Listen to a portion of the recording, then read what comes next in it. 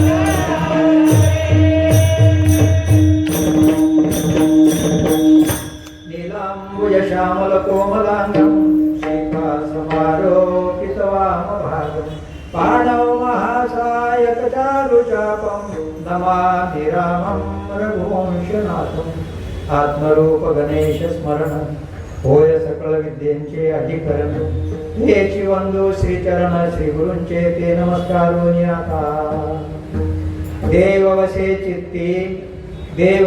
चित्ती त्याची घडावी संगती ऐसे आवडते मना देवा पुरवावी वासना। प्रस्तुत आज या ठिकाणी अखंड हरिनाम ज्ञान मंदिर सेवा संघाच्या वतीने चालू असलेला 71वा नामयज्ञ, या नामयज्ञामध्ये माझी आजची 5व्या दिवसाची 6वी सेवा आहे। विठ्ठल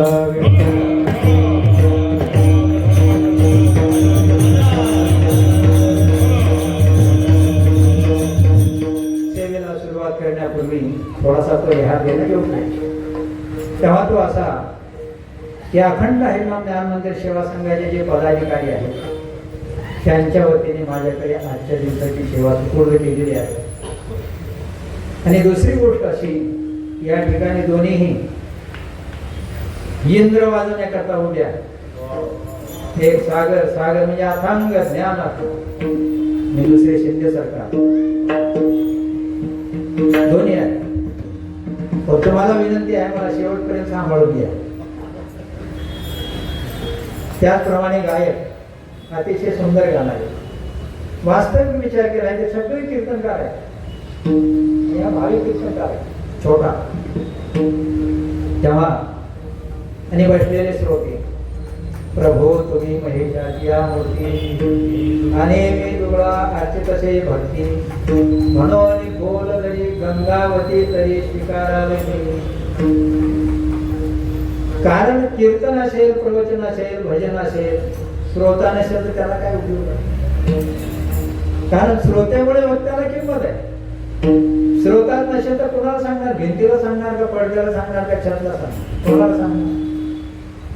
याचाच अर्थ असा आहे सज्जनांनो, तुम्ही सर्व श्रोतृवर्ग भगवान शंकराचे स्वरूप आहात.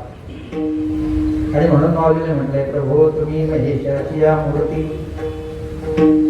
सांगण्याचं तात्पर्य सज्जनांनो, 4 वर्षानंतर आपल्या इथे अमृत महोत्सव साजरा होणार आहे. 4 वर्षाचा अवधी आहे. आणि या मंडळाच्या वतीने दरवर्षी माझ्याकडे प्रवचनाची सेवा येते. प्रवचनाचा विषय आहे, जोपर्यंत पसायला संपत नाही तोपर्यंत एक ओवी दरवर्षी. विठ्ठल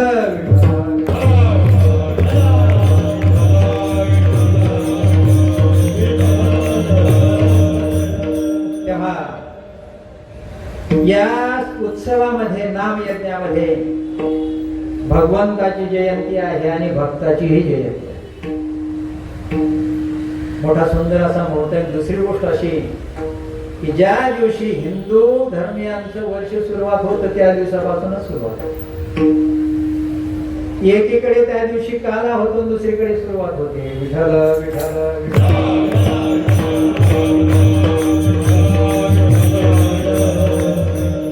असं म्हणतात की ते पूर्ण मुहूर्त मानल्या गेले आहे. 3.5 मुहूर्तापैकी एक पूर्ण मुहूर्त आहे.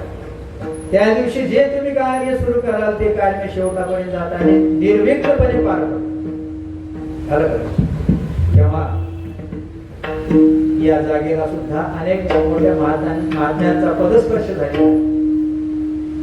ही अशी पवित्र भूमी आहे. या भूमीमध्ये माझ्यासारख्या पामराला सेवा देतात. वास्तविक मोठमोठे कीर्तनकार असतात पण त्यांना घेत नाही, कारण त्यांचे पाकिटे मला वाटते मोठे असते म्हणून घेत नाही.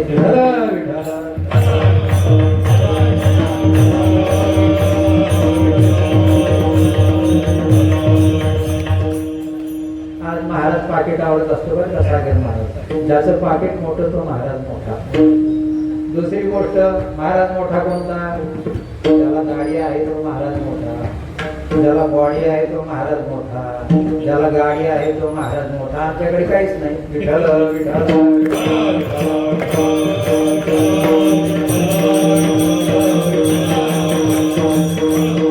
विनोदाचा भाग सोडा. तुम्ही आम्ही खेळी मिळी गदा डोळे आणली आणि या ठिकाणी भगवान प्रभू रामचंद्राच्या आणि हनुमंतरायाच्या या उत्सवामध्ये, नाम यज्ञामध्ये जगद्गुरु तुकोबारायांचा अभंगाच्या चरणाचा अभंग असून यामध्ये तुकोबाराय भगवंताकडे मागणी मागतात. वास्तविक मागणीच्या अभंग शेवटच्या दिवशी घ्यायला पाहिजे, हे की नाही? पण संतांचं वर्णन याच्यात असल्यामुळे मी घेतलेलं आहे.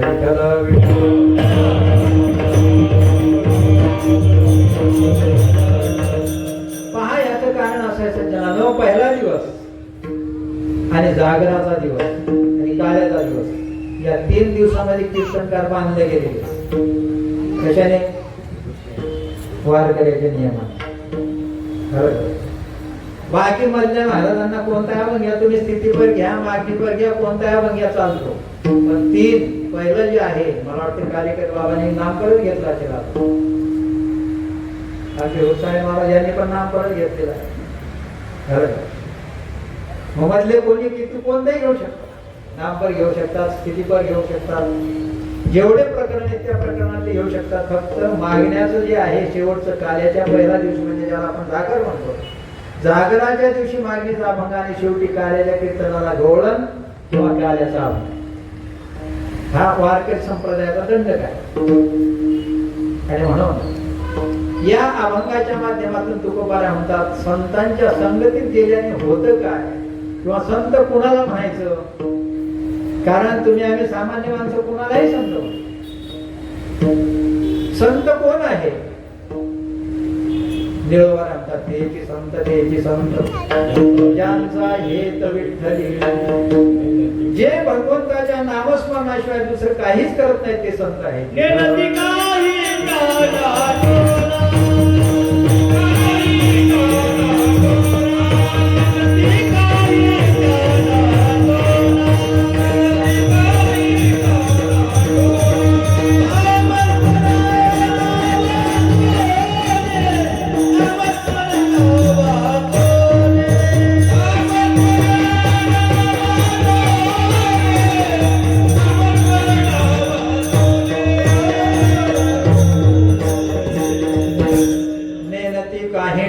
टोना नामस्मरणा वाचुनी. नामस्मरणाशिवाय दुसरं काहीही जाणत नाही. ताना टोना समजतात. ताना टोना याचा अर्थ जादू. काही ठिकाणी त्याला चेटूक म्हणतात, आणखी नाव आहे. वाम मार्गाचा कार्यक्रम आहे तो. सरळ मार्गाचा नाही, वाम म्हणजे डावा. डावा मार्ग म्हटले की त्याला वारकरी संप्रदायात किंमत नाही. विठ्ठल विठ्ठल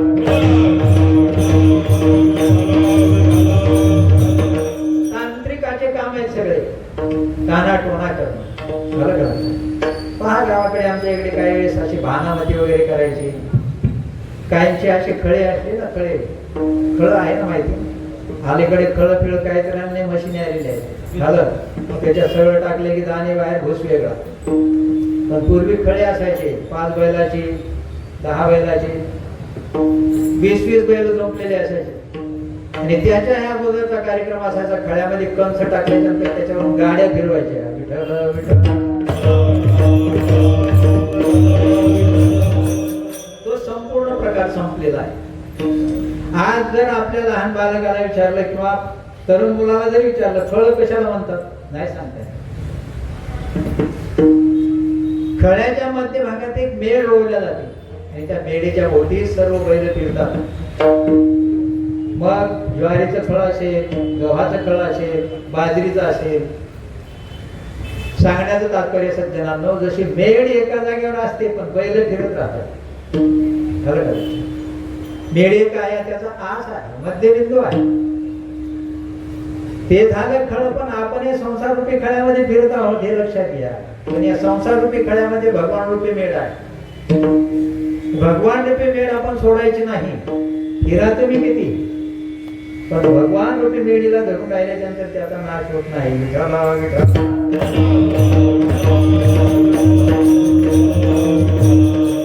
मी सांगत नाही कोणत्याही संतांनी संसार सोडलेला नाही. उलट ज्ञानोबाईंचं लग्न न झालं असताना सुद्धा झाला गे माय देखील पाय विठोबाचे. ज्ञानोबाई सुद्धा आमचा संसार सुखाचा, कारण ते बाल ब्रह्मचारी. त्यांनीच हरिपाठामध्ये पहिल्या अभंगात म्हटलेलं आहे, आसवनी संसारी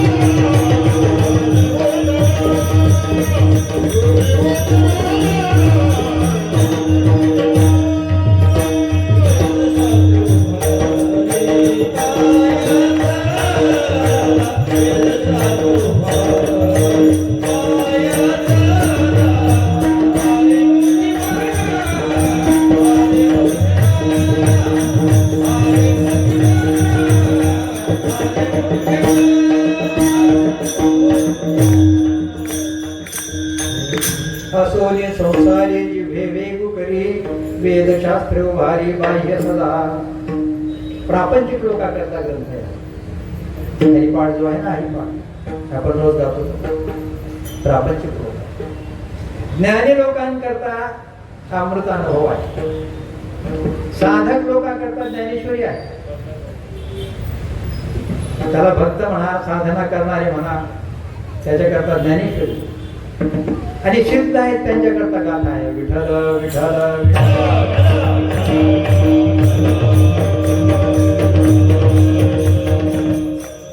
योगी लोकांकरता चांगली उपासना. स्वस्ती श्री वटेषु जो लपोने जगदा भासू. अशा प्रकारे योग्याकरता तो ग्रंथ निर्माण केलेला आहे. सांगण्याचं तात्पर्य सज्जनांनो, संत त्याला म्हणायचं जो भगवंताचं चिंतन करतो त्याच्याशिवाय दुसरं काहीही करत नाही त्याला संत म्हणायचं. साधू कोणाला म्हणायचं? प्रत्येकाची व्याख्या अलग आहे. साधू कोण? जे का रंगले गांधले त्याशी म्हणे जो आपुले तोची साधू ओळखावा देव तेथे जाणावा. साधू तो योगी, योग धारणा करणारा, ध्यान अष्टांग योग करणारा तो योगी. यम नियम आसन प्राणायाम प्रत्याहार धारणा ध्यान आणि समाधी योगाचे अष्टांग आहे. भगवत प्राप्ती करता योग आहे, भक्ती आहे, ज्ञान आहे, कर्मही आहे. पण सर्वच मार्गाने त्या ठिकाणी जाता येतं, पण त्यातला निष्ठात असला पाहिजे, तरबेज असला पाहिजे, योग्य अधिकारी असला पाहिजे. अधिकाऱ्याशिवाय त्याला त्या शेवटपर्यंत जाता येणार नाही, भगवंताची प्राप्ती होणार नाही. योग करायचं म्हटलं तर त्याच्याकरता आहार शुद्ध असला पाहिजे. महर्षी पतंजली योग शास्त्रामध्ये पहिलं सूत्र लिहितात आहार शुद्धे सत्वशुद्धी. आहार शुद्ध असेल त्याचा अर्थ आहार सात्विक असेल तर सात्विक बुद्धी निर्माण होते. आणि ज्याची सत्वगुण प्रधान बुद्धी झालेली आहे तो ग्रंथ वाचण्याची इच्छा करतो, मंदिरात जाण्याची इच्छा करतो, कीर्तन ऐकण्याची, कीर्तन करण्याची, प्रवचन ऐकण्याची, प्रवचन करण्याची इच्छा करतो. कोण? सत्वगुणी व्यक्ती. बाकी रजोगुणी आणि तमोगुणी या दोघांचं नाही. रजोगुणाचं कार्य वेगळं आहे, तमोगुणाचं कार्य वेगळं आहे. पण सत्वगुण प्रधान असणारे जे साधू संत आहेत ते ईश्वर चिंतनाशिवाय दुसरं काही करत. साधू त्याला म्हणतात जे रंजलेले असतील, गांजलेले असतील, त्यांचं दुःखदून करण्याची इच्छा त्यांच्या मनामध्ये असते ते साधू. योग साधना करणारे साधू योग्य आहे. आणि भक्त कुणाला म्हणायचं? भक्त भक्त ऐसे जाना जे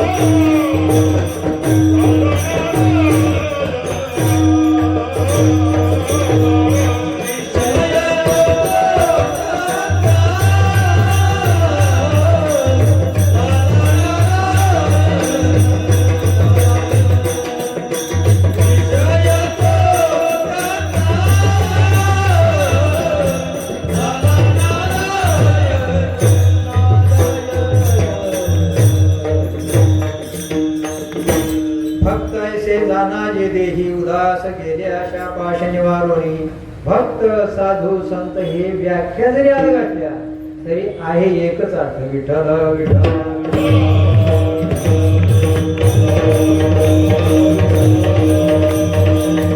म्हणून तुकोबाराय म्हणतात की ज्याच्या अंतःकरणामध्ये देवाचं वास्तव्य आहे त्याची संगती मला मिळाली.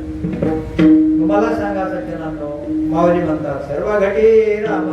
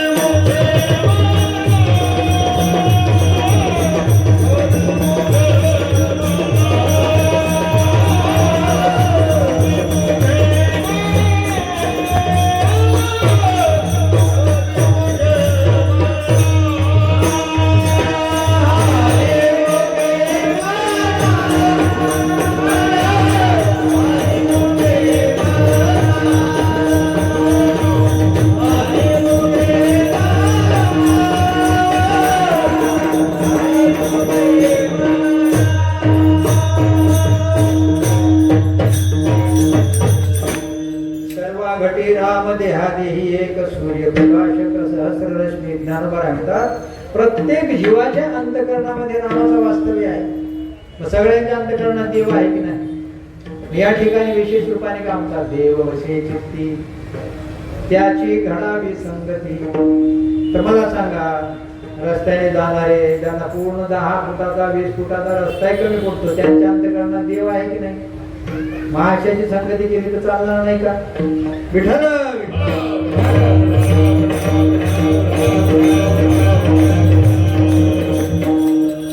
आपण सगळे शाळेत व्याकरण शिकलेलो आहोत. पहा सज्जनांनो, तुमच्या आमच्या शरीरामध्ये सामान्य रूपाने भगवंताचं वास्तव्य आहे, पण साधूच्या संतांच्या अंतःकरणामध्ये विशेष रूपाने आहे विठ्ठल विठ्ठल.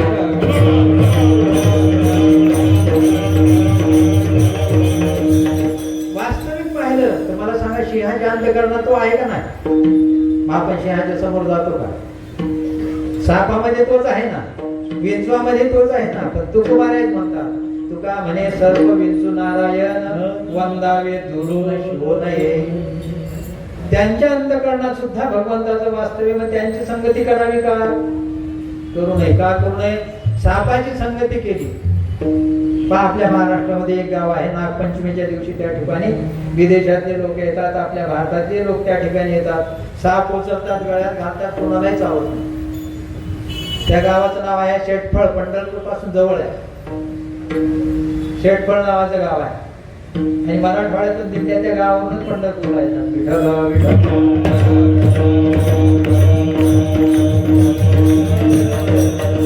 फक्त त्या दिवशी जावत नाहीत बरं का. कोणी दिवशी? नागपंचमीच्या दिवशी. त्या दिवशी तुम्ही गळ्यात घाला, काय तुम्हाला कमराला बांधायचं बांधा, लंगोटी बनवायची बनवा, भगवान शंकरासारखी. साप काहीच करणार. पण दुसरा दिवस उजळला की तुम्ही त्याला धरू शकणार.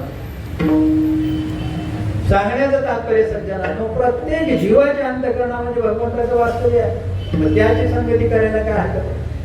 सगळ्याच्या अंतःकरणात देव आहे ना. तुकोबाराय या ठिकाणी विशेष उपाय का म्हणतात? देव वशे चित्ती त्याची घडावी संगती. सर्वप्रथम आपण पाहू देव कोणाला म्हणतो. कारण तसा आहे आपल्या हिंदू धर्मामध्ये 33 कोटी देवतांचा उल्लेख केलेला. किती कोटी? कोटी को प्रकार के 33 प्रकारचे देव आहेत, 33 कोटी नाही. पण आम्ही एडी हळद सगळे 33 कोटी समजतो. विठ्ठल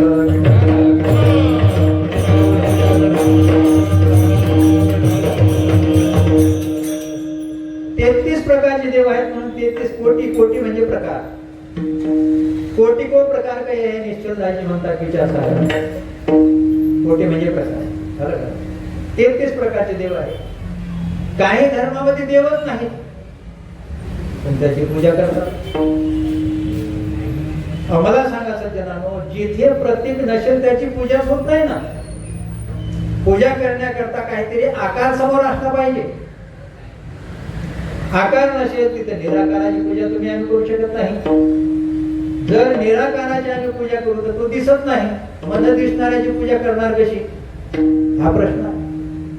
नाथ महाराज पहा हरिपाठामध्ये म्हणतात, तुम्हाला निर्गुणाचं दर्शन करायचं ना, मग सगुणाची उपासना केली पाहिजे.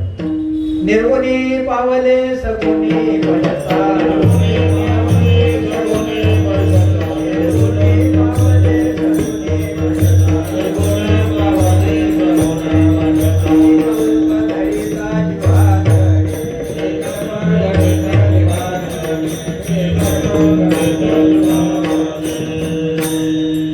निर्गुणाची प्राप्ती करायची ना, पहिली सगुणाची उपासना करावी. सगुणाची उपासना झाल्याशिवाय निर्गुणामध्ये प्रवेश नाही. निर्गुणाचं स्वरूपही कळणार नाही. ज्याला गुण नाही, रूप नाही, रंग नाही, काहीच नाही. रंग नाही, रूप नाही,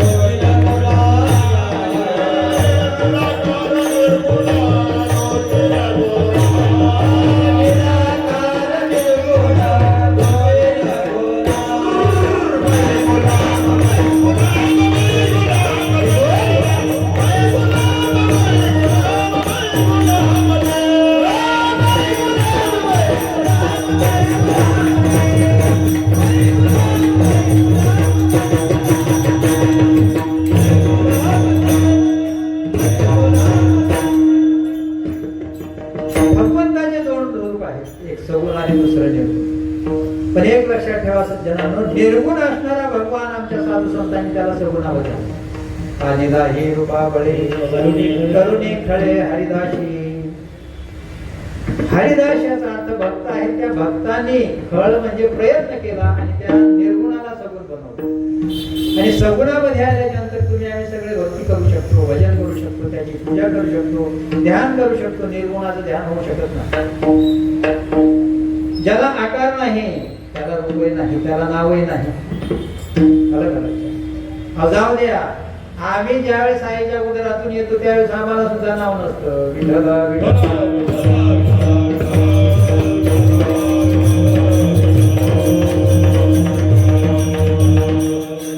ज्ञानोबा म्हणतात, उपजल या बाळकाशी नाम नये ते पाशी, ठेविल्या नामेशी को देत उठे. माऊली म्हणतात, जन्मलेला बालक असतं त्याला सुद्धा नाव नसतं, मग त्याला आकार आहे की नाही. मग आईच्या उदरातून बाहेर पडले की त्याला काहीतरी नाव म्हणून संबोधायला पाहिजे. पण 12व्या दिवशी त्याचं नामकरण विधी केलं जातं, नाव ठेवलं जातं. नाव ठेवलं जातं त्याला नाव नाही. गेल्यावर नाव नाही आणि आल्याबरोबरही नाव नाही. मध्या दशेमध्ये नाव आहे विठ्ठल विठ्ठल.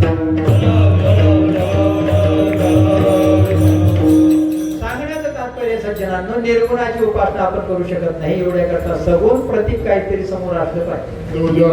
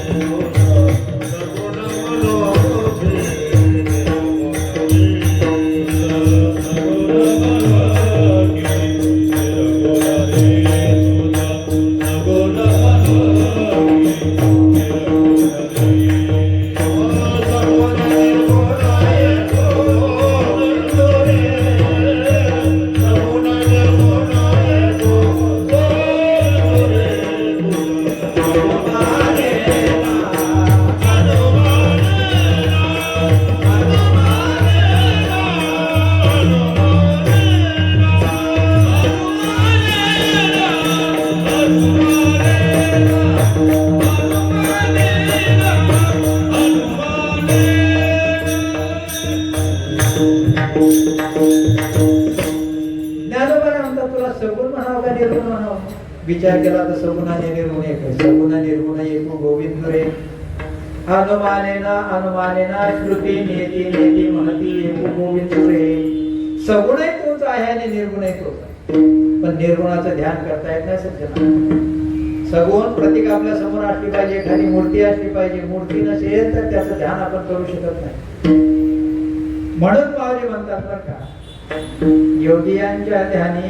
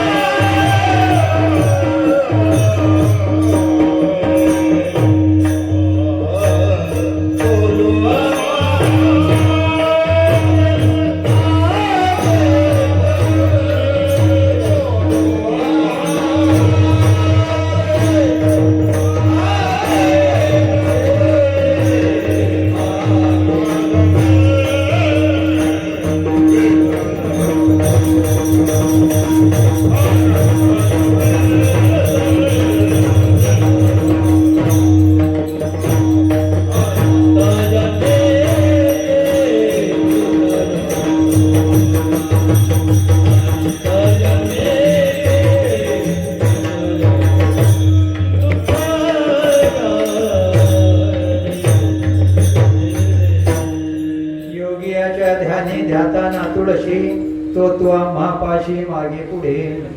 योगी लोक निर्गुणाचं ध्यान करतात, पण साधू संत भक्त मंडळी हे सगुणाचं ध्यान करतात. विठ्ठल विठ्ठल.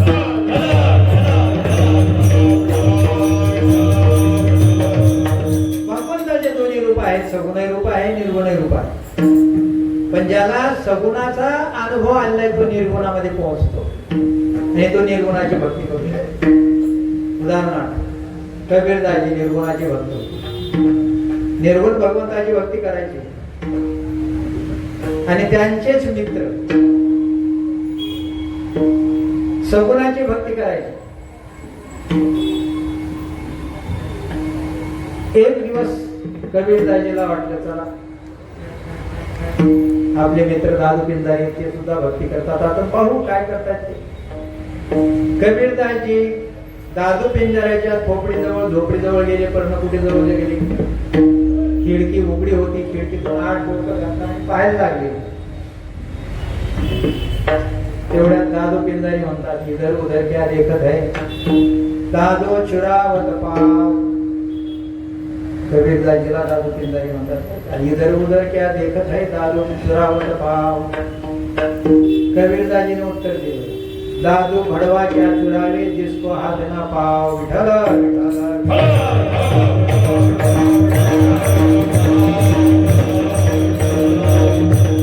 याचा अर्थ एक सगुण उपासक एक निर्गुण उपासक, त्यांच्या परीने त्यांची भक्ती चांगली झाली. सांगण्याचं तात्पर्य सज्जनांनो, देव या शब्दाचा संस्कृत मध्ये अर्थ असा आहे देव प्रकाशने या धातूपासून देव शब्दाची उत्पत्ती झाली. ज्याने व्याकरण शास्त्र निर्माण केले पाणिनी महर्षी त्याने देव प्रकाशने या शब्दापासून देव शब्दाची उत्पत्ती मांडली गेली आहे. देव प्रकाशने याचा अर्थ संपूर्ण त्रैलोक्याला प्रकाश देणारा जो आहे त्याला देव म्हणतात. विठ्ठल विठ्ठल.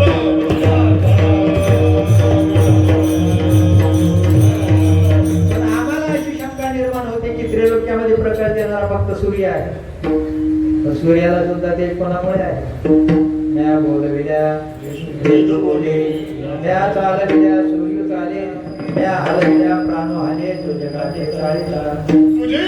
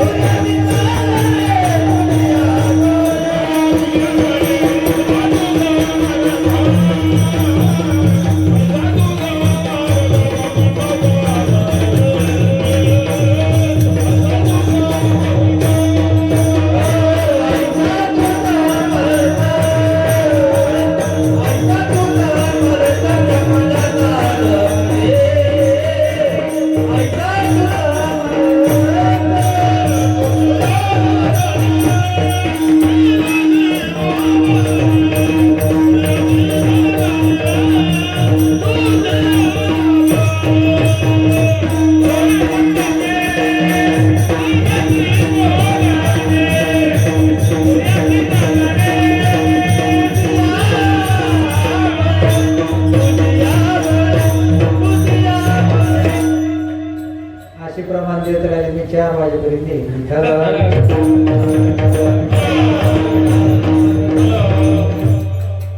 तुझ्या सत्तेने वेदाशी बोलणे सूर्याशी चालणे तुझे आवळे. याचा अर्थ भगवंताची सत्ता सूर्याच्या मागे आहे प्रकाश देण्याकरता. सूर्य स्वयंप्रकाशित नाही, परप्रकाशित. परप्रकाशित असतो त्याला दुसऱ्याचं सहाय्य घ्यावं लागतं. सांगण्याचं तात्पर्य सज्जनांनो, भगवान सगुणही आहे आणि निर्गुण आहे. असा असणारा भगवान ज्याच्या अंतःकरणामध्ये आहे त्याची संगती मला घडावी असं तुकोबाला अभंगाच्या पहिल्या चरणात.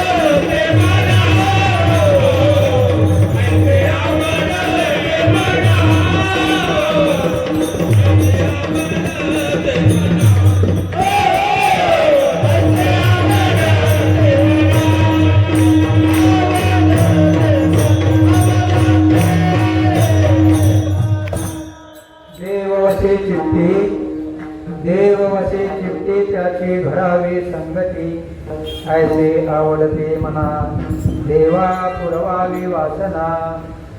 तुकोबा आता ज्याच्या चित्तामध्ये देवाचं वास्तव्य आहे त्याची संगती माझी घडे. देव या शब्दाचा अर्थ आहे सगळ्यांच्या अंतःकरणात वास्तविक करणारा पण विशेष रूपाने संपूर्ण जगाला प्रकाशित करणारा त्याला देव म्हटलेला आहे. अशा देवाचं वास्तव्य जे आहे पॉइंटर द्या जरा. अशा देवाचं वास्तव्य ज्याच्या अंतःकरणामध्ये आहे त्याची संगती मला घडा. कारण संगतीचा परिणाम फार वेगळा असतो सज्जना.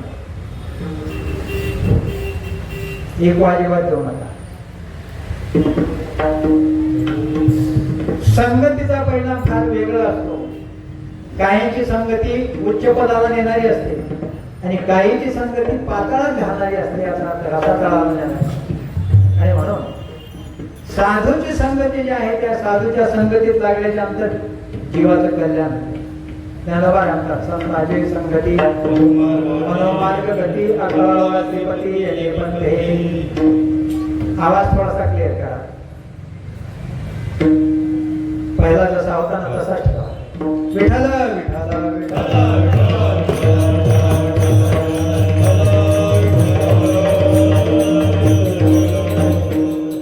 आणि या ठिकाणी शूटिंग घेणं चालू आहे त्याच्यामध्ये आवाज बेकार जातो.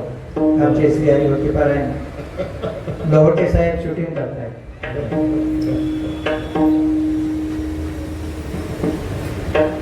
देव वशे चित्ती त्याची घडावी संगती. त्यांची नाही बरं का त्याची एक वचन आहे. त्यांची म्हटलं की बहुवचन आहे त्याची म्हटलं की एक वचन. अशा साधूची संगती घडावी. का बरं? साधूच्या संगतीमध्ये जीवाचं कल्याण आहे. पण जीव जो आहे तो साधूला ओळखू शकत नाही. कारण साधूला ओळखण्याची आपल्याकडे ज्ञानदृष्टी नाही. चर्मचक्षुने आपल्याला साधू ओळखता येत नाही. साधू गेलो. साधू त्याला म्हणतात. साधू कोणाला म्हणतात? एक उदाहरण सांगितलं आणि दुसरं असं आहे ज्याने सहा धुतलेले आहे तो साधू. विठाला विठाला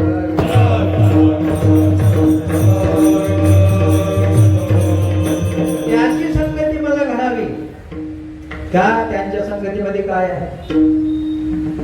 साधू हे कोणाला संपत्ती देतात की काय देतात? साधू कोणाला संपत्ती देत नाहीत, धन दौलत देत नाहीत. आणि धन दौलत देणारे जे आहेत ते साधूच नसतात.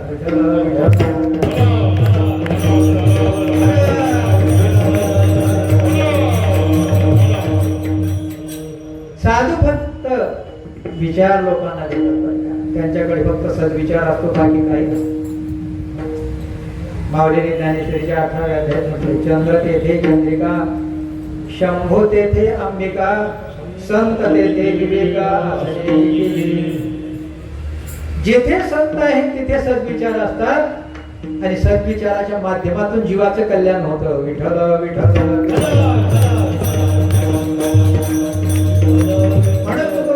देव वशे चित्ती त्याची घडावी संगती. त्यांची संगती मला घडावी, इतरांची संगती नको. त्या बरं इतरांच्या संगतीत गेल्याच्या नंतर जीवाचं पतन होण्याची शक्यता आहे.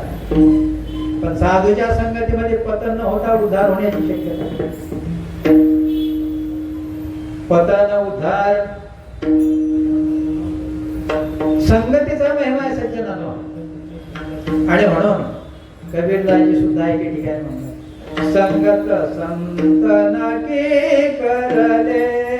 संगत संतना के करले.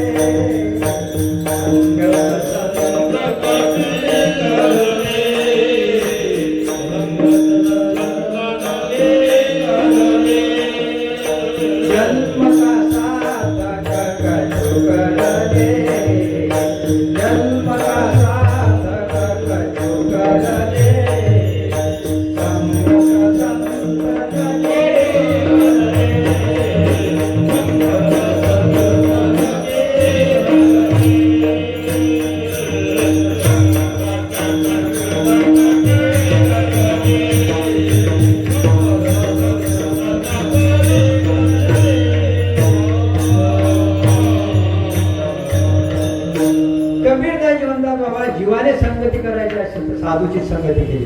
का बरं? त्यांच्या संगतीमध्ये जीवाचा उद्धार, इतरांच्या संगतीमध्ये जीवाचं पतन आहे. जीवाला अधोगती अनंत संगतीत जावं लागतं, पण साधूच्या संगतीत जीव जर गेला तर साधू काय करतात? आपण सारिखे करी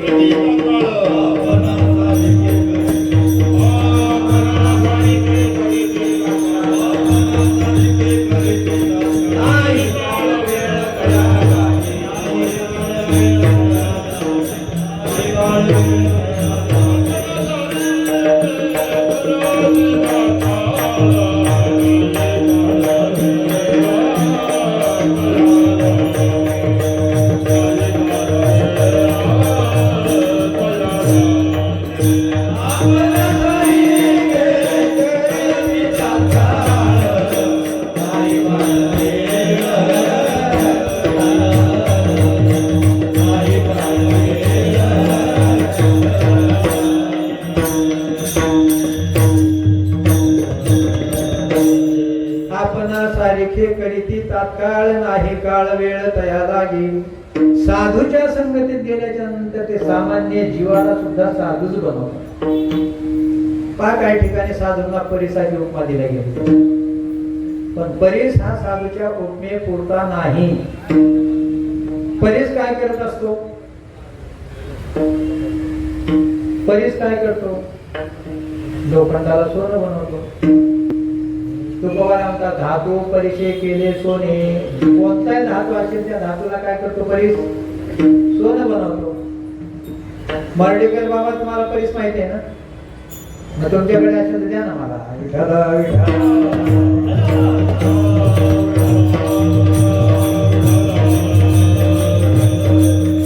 परीस धातूला सोनं करतो, पण धातूला परीस बनवत नाही. लक्षात आलं काय बोलतो? धातूला सोनं करू शकतो, पण परीस बनवत नाही. याचा अर्थ परिसामध्ये ते उणे पण आहे. पण साधू कोणताही व्यक्ती आला कटनट यावे, शुद्ध होऊन या जावे, दौंडी पिटी भावे चोखा मेळा. साधूकडे कसाही व्यक्ती आला तर साधू त्याला साधुत्वच करतात, त्याला साधूच बनवतात. परिसासारखा साधूकडे अवगुण नाही, गुण आहे. परिसाकडे एक अवगुण आहे. कोणता अवगुण आहे? परीस धातूला सोनं बनवतो, पण परीस बनवत नाही. आपलं परिसत्व त्यांना देत नाही, पण साधू आपलं साधुत्व त्यांना देऊन टाकतात. विठ्ठल विठ्ठल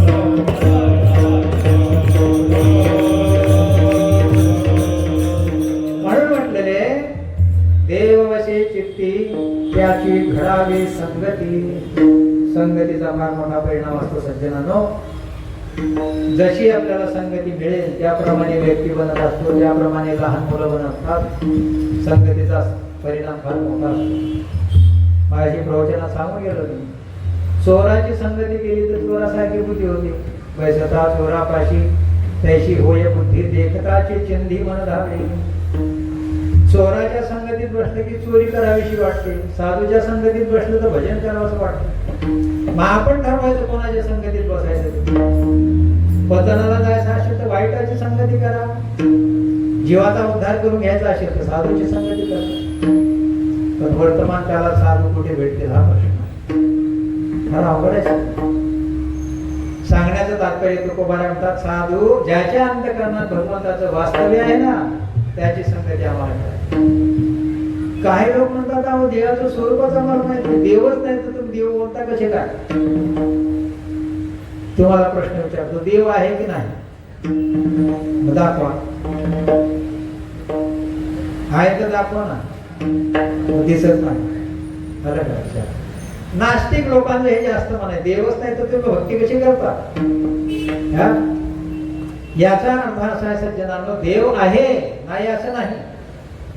तो दिसत नाही. दिसला असता तर तुम्ही आम्ही त्याला राम्या गाड्यासारखं वागवलं असतं. विठ्ठल विठ्ठल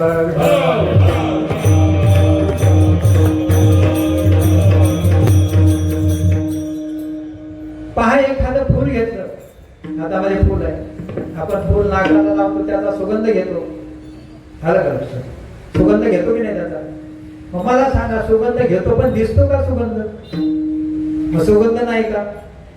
आहे पण दिसत नाही. तसं देव आहे पण दिसत नाही. तुम्ही आम्ही ज्याच्या माध्यमातून जीवन जगतो, ज्याला आपण प्राणवायू म्हणतो, रोज एकदम 21,600 वेळ घेतो आणि सोडतो. त्याला आपण हवा म्हणतो, प्राणवायू म्हणतो, त्याच्यावरती आपण जीवन जगतो, पण तो दिसत नाही. दिसत नाही याचा अर्थ नाही का आहे पण दिसत नाही, तसं भगवंताचं वास्तव तो आहे पण दिसत नाही.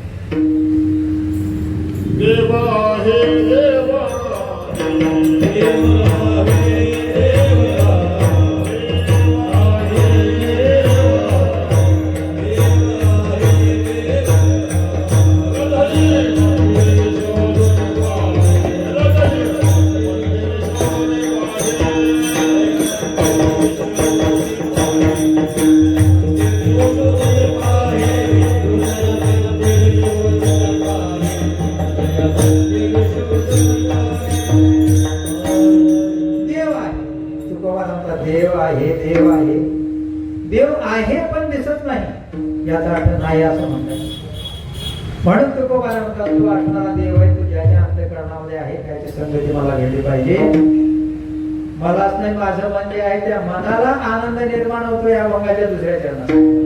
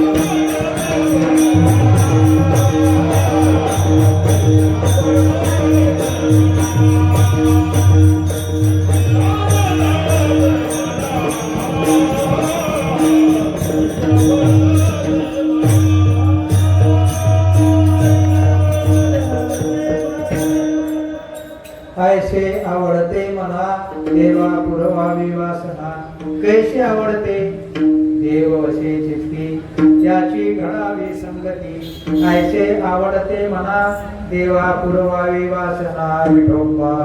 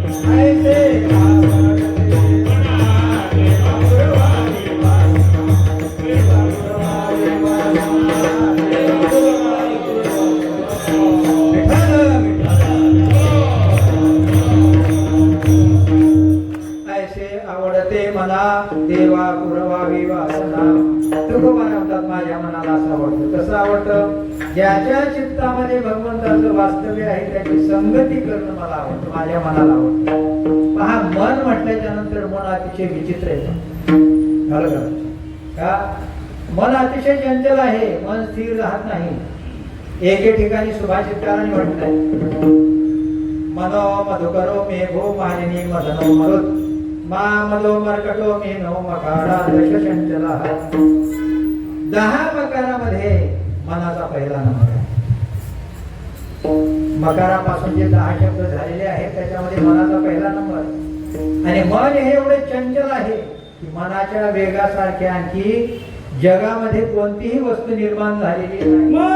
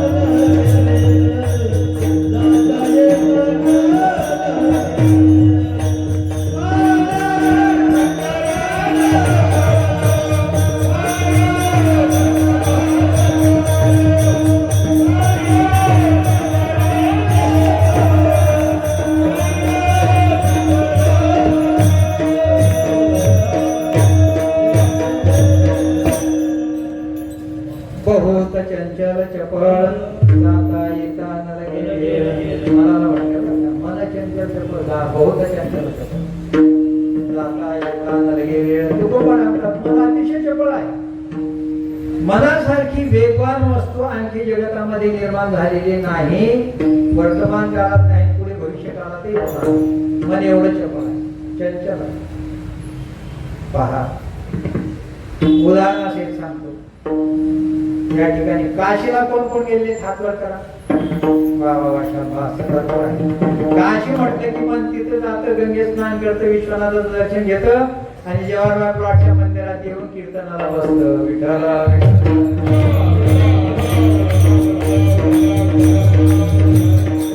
एवढं चपळ मन आहे. या मनासारखी वेगवान वस्तू आणखी जगात निर्माण झालेली नाही. आणि म्हणून मन जोपर्यंत स्थिर होत नाही तोपर्यंत भजन होत नाही. पहा, 9व्या अध्यायाच्या शेवटच्या श्लोकामध्ये म्हटले, 34वा श्लोक आहे. मन मना भवमत भक्तो मध्याजी माम नमस्कुरु मामे वैशेषी वैभव आत्मानं मत्परायणः. याच्यावरती भाष्य करत असताना वाले म्हणतात, तो मन हे मेशी करी माझी या भजनी प्रेम धरी सर्वत्र नमस्कारी मन एका ध्येयी. भगवान म्हणतात अर्जुना, तुझं मन माझ्यासारखं बनव. अर्जुन म्हणतो, देवा तुमच्या मनासारखं माझं मन बनणार नाही का? तुमचं मन स्थिर आहे पण माझं मन चंचल आहे ना. चंचल मन तुमच्या मनासारखं कसं काय बनणार? मग त्याच्याकरता काहीतरी उपाय सांगा. अर्जुनाला उपाय भगवंताने सांगितले 4 प्रकारचे. मगाशी तुम्हाला प्रवचनातही सांगून गेलो. आलं का लक्षात? कोणते कोणते उपाय? 4 उपाय. श्री अर्जुनाचा प्रश्न, चंचलम हि मन कृष्ण प्रमाति बलवत् दृढम तस्याहं निग्रहं मन्ये वायुरिव सुदुष्करम. मन हे अतिशय वेगवान आहे, आवरला जाऊ शकत नाही, स्थिर राहू शकत नाही. आणि स्थिर जोपर्यंत होत नाही तोपर्यंत भगवंताचं भजनही करत नाही. विठ्ठल विठ्ठल. तेव्हा मनाला आवरण्याचे 4 उपाय सांगितलेले. पहिला आहे संशय रहित मन. दुसरं मनोनिग्रह करणं. तिसरं अभ्यास करणं, अध्यात्म विद्येचा अभ्यास करणं. आणि 4था आहे वैराग्य. या 4 उपायाच्या माध्यमातून मन स्थिर होतं. आणि मन स्थिर झाल्याच्या नंतर मग भगवंताचं भजन केलं. मग भगवान म्हणतात, जिकडं पाहशील तिकडं माझं स्वरूप तुला दिसेल. पण माझं भजन करत असताना प्रेमयुक्त अंतःकरणाने भजन केलं पाहिजे. नाथ महाराज म्हणतात, प्रेमेविन भजन नाकारे.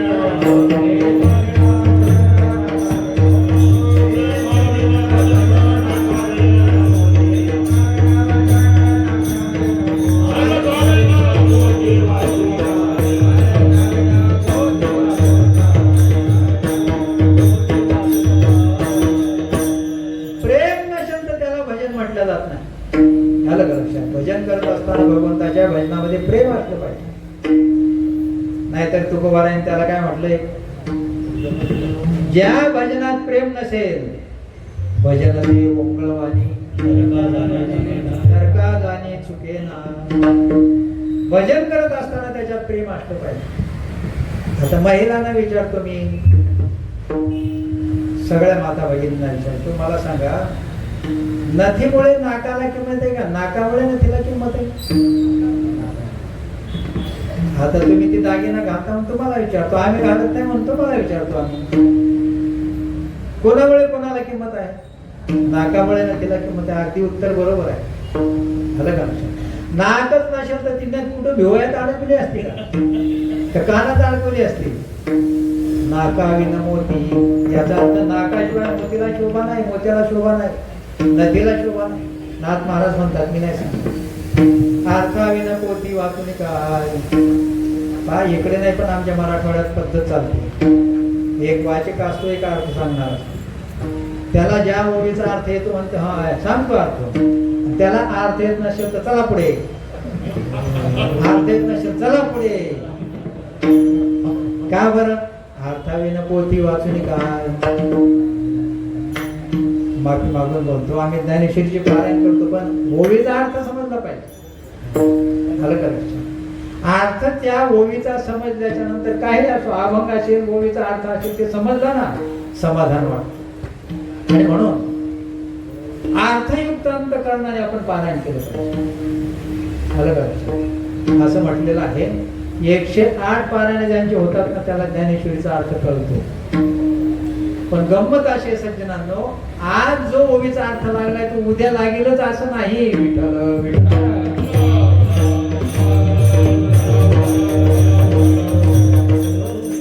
म्हणून म्हटलेलं आहे, मन जे आहे मनाला आनंद होतो. कशामुळे?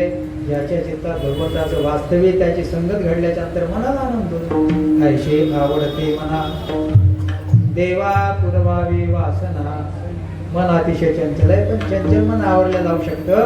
आणि त्या मनाने भजन केल्याच्या नंतर मग तो म्हणा, हे मेची करी माझी या भजने प्रेमधरी सर्वत्र नमस्कारी माझा एकात्री. मग तू जिकडे पाशील तिकडे माझं स्वरूप तुला दिसेल. अशा प्रकारे भगवान ज्ञानोबारायांच्या मुखातून भगवान श्रीकृष्ण सांगण्याचं तात्पर्य सज्जनांनो.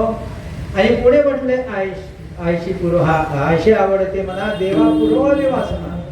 वासना म्हटल्याच्या नंतर पा वासना पण वाईट आहे सज्जन. वासनेचे 2 भाग आहेत, एक सद्वासना आणि दुसरी दुर्वासना किंवा कुवासना. या अभंगामध्ये जी आलेली ती सद्वासना आहे. विठ्ठल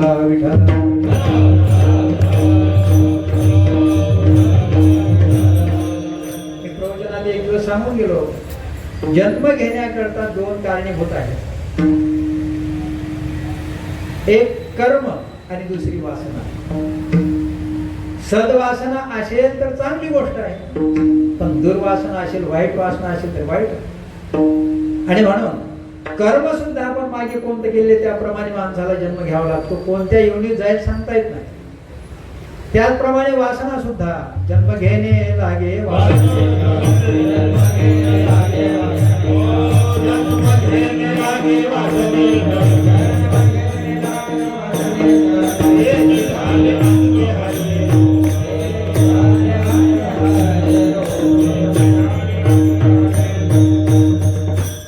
वासनेमुळे जन्म घ्यावा लागतो.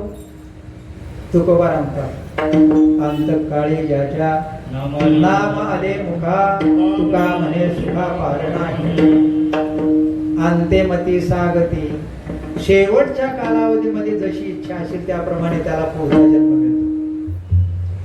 सद्वासना असेल तर साधूचा जन्म मिळेल, मानवाचा जन्म मिळेल. दुर्वासना वाईट वासना असेल तर इतर कोणताही जन्म मिळेल. अहो मला सांगा, जडभरत राजा वासनेमुळे हरिणाच्या गर्भाला गेला.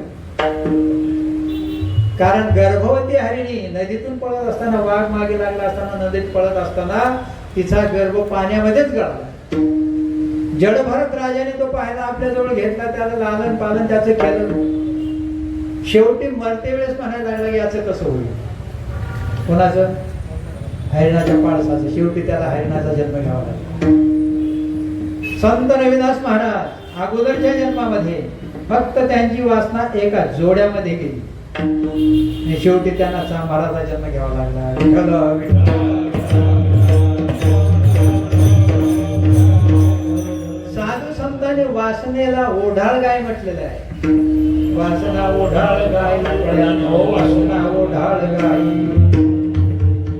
वासनेला ओढाळ गाय म्हटलेलं आहे, कारण वासना कुठे काही पडेल काय सांगताय. आणि म्हणून तुकोबाने म्हणतात, ऐसे आवडते मना देवा पुरवावी वासना. माझी वासना, माझी इच्छा तुम्ही पूर्ण करा. शेवटी म्हणतात, हरिदासाचा संग माझ्या अंगापासून सुद्धा लांब होऊ नये असं तिसरं केलं. हरिजन सवे भेटे,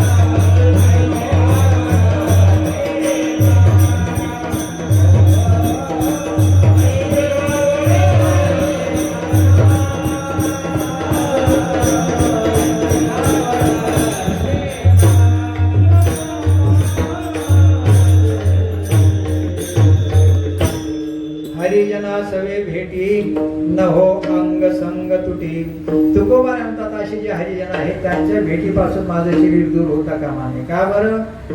संतांच्या संगतीमध्ये राहिल्याच्या नंतर संतांचे गुण मिळतात. कारण संतांकडे अवगुण नसतो, सगळे गुणाची खाणच असते. म्हणून संतांची संगती पाहिजे. कारण एके ठिकाणी म्हटलेलं आहे, संत हे कसे आहेत, संतांच्या जवळ तुम्हाला दोष पाहायला मिळणार सुद्धा नाही. का? संतांच्या जवळ कसल्या प्रकारचा दोष नसतो. पण काही लबाड लोक, नास्तिक लोक असे म्हणतात की एखादा गुण दोष येईल अंगा. त्यांच्या संगतीत जायचं. त्या बरं त्यांच्या संगतीत गेलं तर एखादा दोष आपल्याला येईल, पण त्यांच्याकडे दोषच नसतो ना. दोष येण्याचा प्रश्नच नाही. पण हेच घाबरतात साधूंच्या जवळ जाण्याकरता. विठ्ठल विठ्ठल.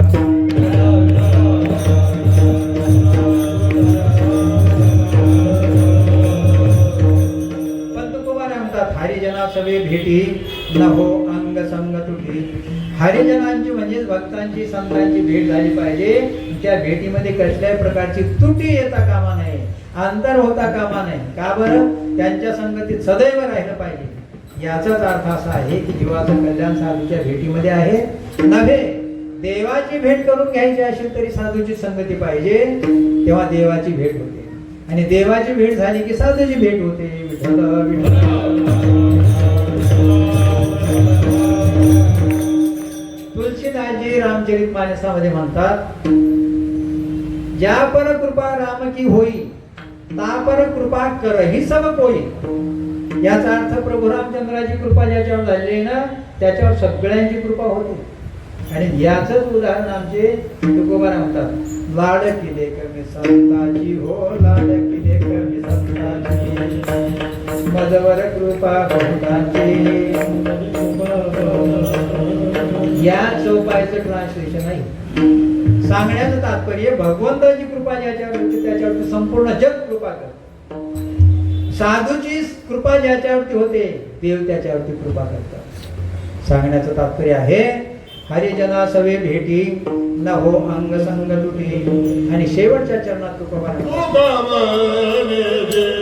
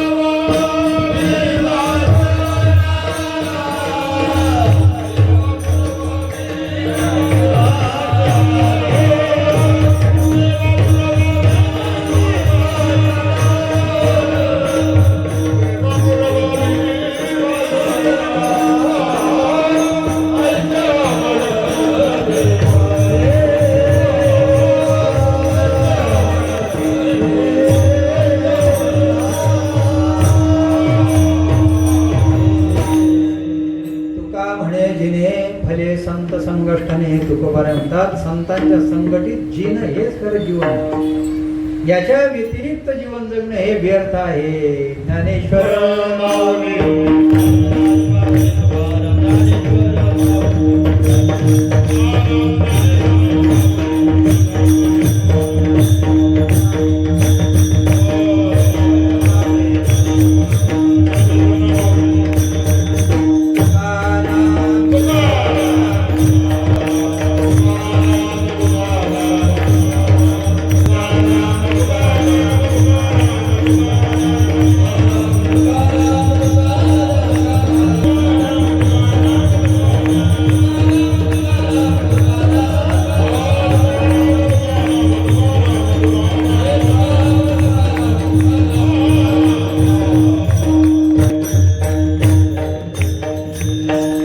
देववशे चित्ती त्याची घडावी संगती ऐसे आवडते मना देवा पुरवावी वासना हरिजना सवे भेटी न हो अंग संग तुटी ऐसे आवडते मना देवा पुरवावी वासना तुका म्हणे जिने भले संत संघटने ऐसे आवडते मना देवा पुरवावी वासना न्यूनते पुरते अधिकते सरते करून घ्यावे तुमते विनमित्वासे पायाच्या प्रसादे काही बोलिलो विनोदे मज क्षमा करणे संती नभे अंगभूतयुक्ती नोहे हा उपदेश तुमचे बडबडिलो शेष तुमच्या कृपेचे पोसणे जन्मोजन्मी तुका म्हणे.